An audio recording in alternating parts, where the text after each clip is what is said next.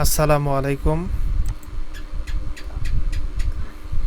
এখন আরবি সাহিত্য নিয়ে আমরা কিছু প্রশ্ন পড়ব। আরবি সাহিত্য নিয়ে আদাবুল আরবি বা আরবি সাহিত্য আপনারা ইতিপূর্বে আমার বেশ কয়েকটি ক্লাস আছে, সেই ক্লাসগুলো করে নেবেন। সেখানে এমসিকিউ খুব সুন্দরভাবে বোঝানো হয়েছে। আজকে যেগুলো পড়বো এখান থেকেই আরবি সাহিত্যে যে কয় নাম্বার আসে এর মধ্যে থেকে ইনশাল্লাহ আসার সম্ভাবনা আছে।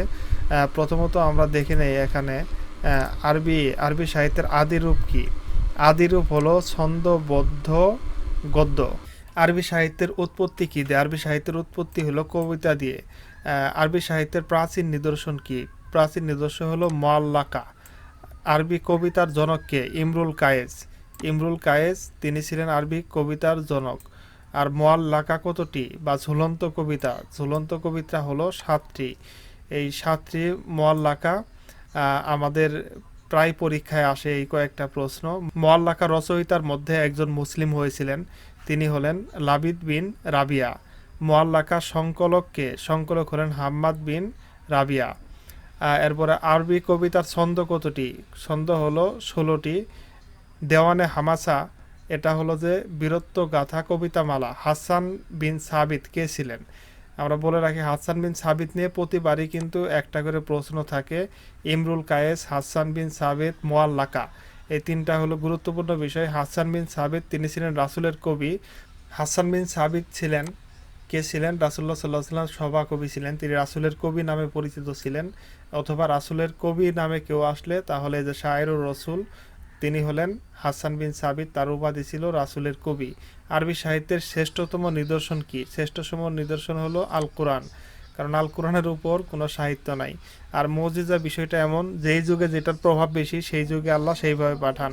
সেই জাহিলি যুগে প্রভাব ছিল সাহিত্যের, যে কারণে আল কোরআন পাঠিয়েছেন একটি সাহিত্য রূপে, এমন সাহিত্য যা সেই সময় কবি সাহিত্যিকরা তারা অবাক হয়ে গেছে যে এটা কেমন সাহিত্য, যার যার মতো আমরা পারতেছি না। যাই হোক, সেই বিষয়ে যে ওয়াইন কুনতুম ফি রাইবিম মিম্মা নাযালনা আলা আবদিনা ফাতু বিসূরাতিম মিন মিসলি। আরবি সাহিত্যের সফল নাট্যকার কে? তাওফিকুল হাকিম। আরবি সাহিত্যের অন্ধ বিরল দুই প্রতিভা তোহা হুসাইন এবং আবুল আলা আল মারি।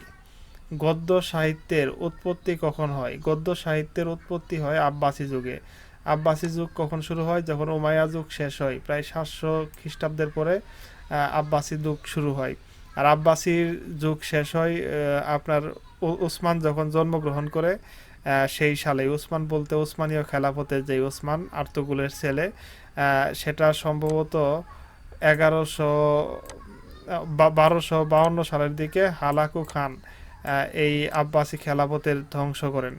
এরপরেই 1300 সালের দিকে উসমানীয় খেলাফত কি করেন? প্রতিষ্ঠা করেন। প্রাচীন আরবি আল্লাহ শব্দের ব্যবহার করেন কে? কবি জুহাইর বিন আবি সুলমা। এরপরে হলো যে মিশরীয় সাহিত্যের একজন ছোট গল্পকারের নাম কি? তোহা হোসাইন। এরপরে শাইরুল ইস্তিমা বলা হয় নীল নদের হাফিজ ইব্রাহিমকে। হাফিজ ইব্রাহিম তিনি মিশরীয় একজন কবি। আধুনিক আরবি কবি সম্রাটকে? আহমদ শাউকি। আহমদ শাউকি তিনি আধুনিক আরবি আহ, কবি সম্রাট। আর তার অনেক কবিতা আমরা কি করেছি, আমাদের যে 8-9 বইয়ে আমরা অনেকগুলো পড়েছি।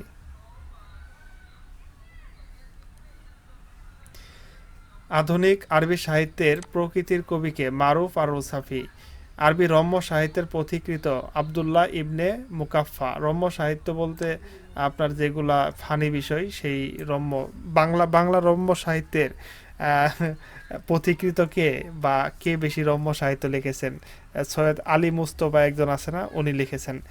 উনি অনেকগুলা মানে রম্য সাহিত্য লিখেছেন যেগুলো পড়লেই হাসি পায়। আরও কে কে জানি আছেন। আরবি নাটকের প্রবর্তক? সিরিয়ার প্রখ্যাত সাহিত্যিক মারুন আল নাক্কাস। অধিকাংশের মতে আরবি নাটক আল বাখিল বা কৃপণ প্রথম আরবি নাটক। আধুনিক আরবি নাটকের জনক তাওফিক আল হাকিম। আরবি গীতিনাট্যের প্রবর্তক হলেন আহমদ শাউকি।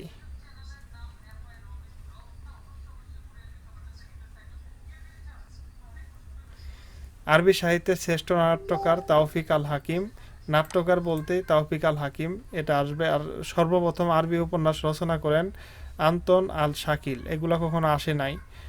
মুসলিম ব্যক্তি আরবি সাহিত্যে নোবেল পুরস্কার পান, মিশরীয় ঔপন্যাসিক নজিব মাহফুজ। তিনি কি পান? আরবি সাহিত্যে নোবেল পুরস্কার পান।